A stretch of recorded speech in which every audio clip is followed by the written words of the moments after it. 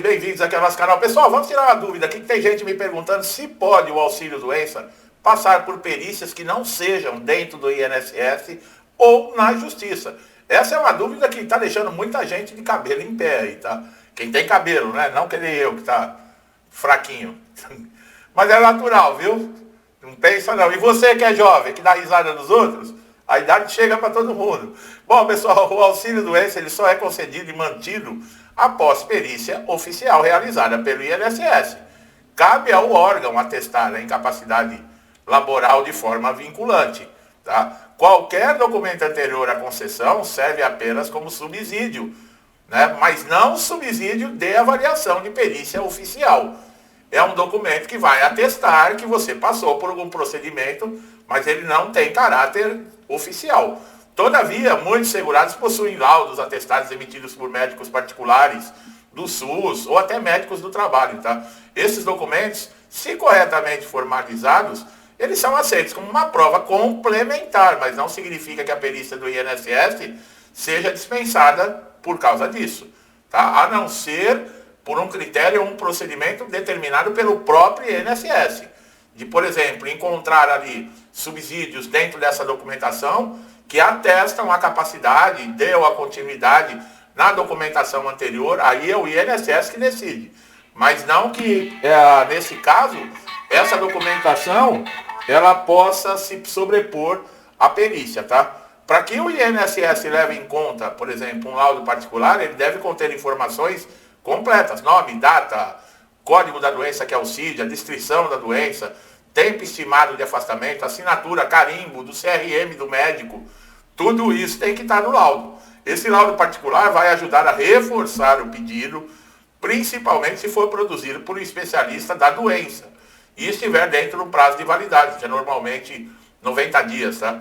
Embora a Justiça reconheça documentos de até 180 dias. Prestar atenção, 90 dias para o INSS, 180 para a Justiça, a validade de documentação, que muita gente me pergunta. Mas essa ajuda não elimina a necessidade da perícia oficial. O INSS só concede o benefício após análise pericial interna, né? Que nós sabemos muitas vezes como é que ela é feita, né? Apesar, né, e apenas essa avaliação ter o poder vinculante para a decisão da concessão ou indeferimento, o âmbito judicial, a ação sobre, por exemplo, o auxílio-doença negado, é comum a numeração aí de um perito médico judicial. E esse profissional, ele pode ser diferente, ter uma visão diferente dos peritos do INSS. E muitas vezes eles são especialistas da doença requerida. E tem a favor ao segurado a posição, porque eles conhecem do que estão falando. Ou seja, fora do INSS, a única perícia que pode valer para reverter um indeferimento ou definir datas de início é a perícia judicial, mas somente no contexto da ação da Justiça. Por exemplo, um exemplo prático, se o INSS indeferiu o auxílio-doença, o segurado recorre judicialmente. A perícia judicial tem o poder de fixar a incapacidade, estabelecer data de início, autorizar o retroativo do benefício. Entretanto, fora desse contexto, perícia do INSS e perícia judicial, não há previsibilidade jurídica de que outra avaliação médica produza efeitos oficiais sobre o benefício. Há quem questione se laudos de cooperativas, sindicatos, médicos particulares poderiam substituir a perícia oficial. A resposta é clara, pessoal. Eles são válidos como prova auxiliar, mas jamais vão substituir o exame técnico obrigatório pelo INSS.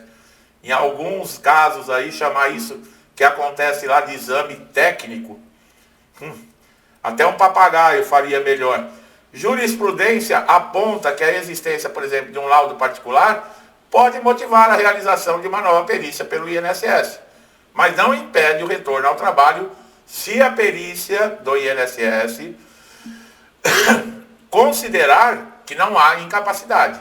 Em muitos casos, laudos particulares fundamentados, contestações administrativas e judiciais ajudam o segurado a terem melhores resultados, mas sempre coexistem com as perícias oficiais. Essa documentação pode ser o que for.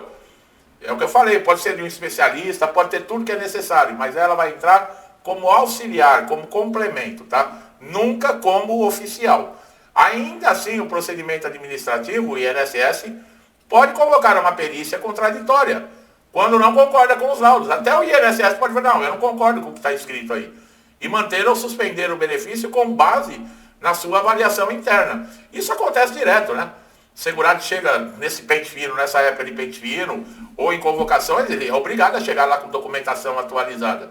E ele entrega essa documentação, que é muitas vezes tratamento, são exames feitos e acompanhamento por especialistas, e é negado mesmo assim o benefício. Quer dizer, já em relação à justiça, o perito nomeado pelo juiz, ele produz um laudo técnico que se sobrepõe ao do INSS, mas é necessário estar na justiça, tá, pessoal? Não adianta você descobrir que o médico lá, ele também é perito judicial, aí você vai no consultório dele, pega um laudo e leva lá no INSS, ó, esse aqui é perito lá da justiça, só que ele me atendeu no consultório dele. E não tem validade. Tem que ter um processo. E esse perito ele tem que ser nomeado pelo juiz. Tá? Então, é difícil, né? Eu sei que é difícil. Além disso, o juiz pode determinar até mais do que uma perícia, se ele considerar que é necessário, para elucidar dúvidas. Mas sempre dentro do processo judicial. O segurado, portanto, deve reunir o máximo de documentação, exames, atestados, relatórios clínicos, laudos detalhados por especialistas, usá-los tanto para instruir o pedido ao INSS, quanto ao eventual processo judicial. Olha a importância da documentação, pessoal, que eu sempre falo. Tem gente aqui que me acompanha há tanto tempo, fala, não aguento mais esse cara falando de documentação. Mas é necessário. Então, quando você olhar para mim, você se lembra de documentação, que assim você não precisa ficar ouvindo eu falar toda hora. É importante destacar que documentos fora do padrão, olha aí, ó, quem não gosta de ouvir, rasura, sem o CID, sem assinatura, ilegíveis, são facilmente desconsiderados durante a avaliação médica pericial. Mas você vai... Será que tem gente? Tem gente que não tem cuidado com nada, pessoal. E são documentos que vão garantir, né, ou aumentar as chances de você ter uma decisão favorável. Mas não tem gente que falta na perícia, sem justificativa, sem nada, e fala, depois eu resolvo. Não tem gente que eu vi falando, não chega atrasado no dia da perícia. A pessoa chega atrasada. É cada um, né? É o que eu sempre falo, cada um sabe onde aperta o seu calo. O meu eu sei. Se fosse a minha única fonte de renda, eu precisasse disso para ter o básico dentro da minha casa, e eu sabendo que eu não posso faltar, que eu não posso atrasar, eu ia dormir na porta do INSS. Agora tem gente que não pensa assim, né?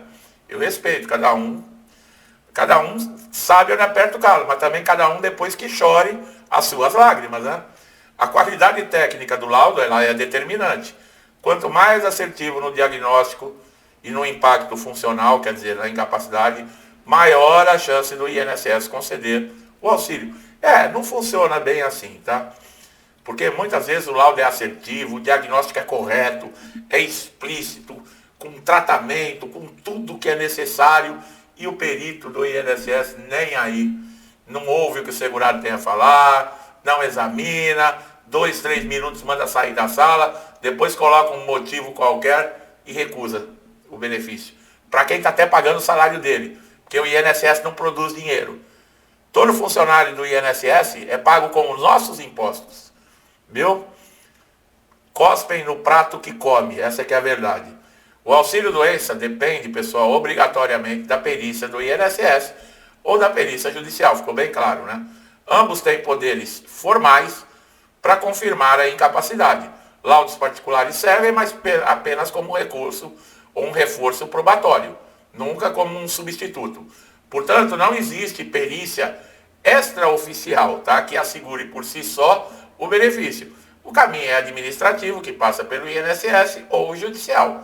Se o interessado quiser evitar fila ou antecipar documentação, a dica é produzir um laudo particular, bem estruturado, instruído, e fazer o pedido e enviar através do portal Meu INSS. Mas você tem que estar preparado para a perícia. Você vai enviar toda a documentação. Já falei que muitas vezes é importante você ter ao seu lado um apoio jurídico para montar uma estratégia, para conferir tudo certinho.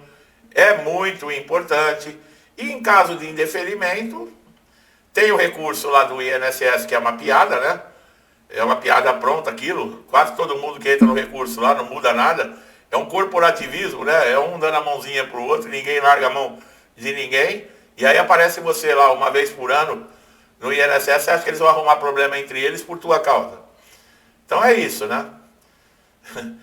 E o segurado sempre tomando, né? Tomando naquele lugar. É exatamente aonde você pensou. Tá? Por fim, a recomendação é: não economize na produção do documento, viu, pessoal? Não economize. Ah, o médico não quer dar laudo. Pega no pé do médico. Explica a tua situação.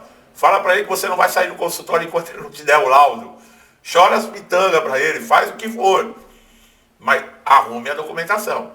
Que eles não gostam muito, né? Médico não gosta. O máximo que ele faz é uma receita.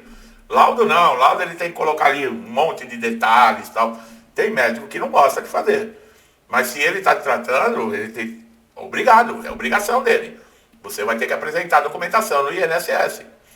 Então é isso aí. Só não vai partir para a pancada, né? Porque aí você, em vez de arrumar um laudo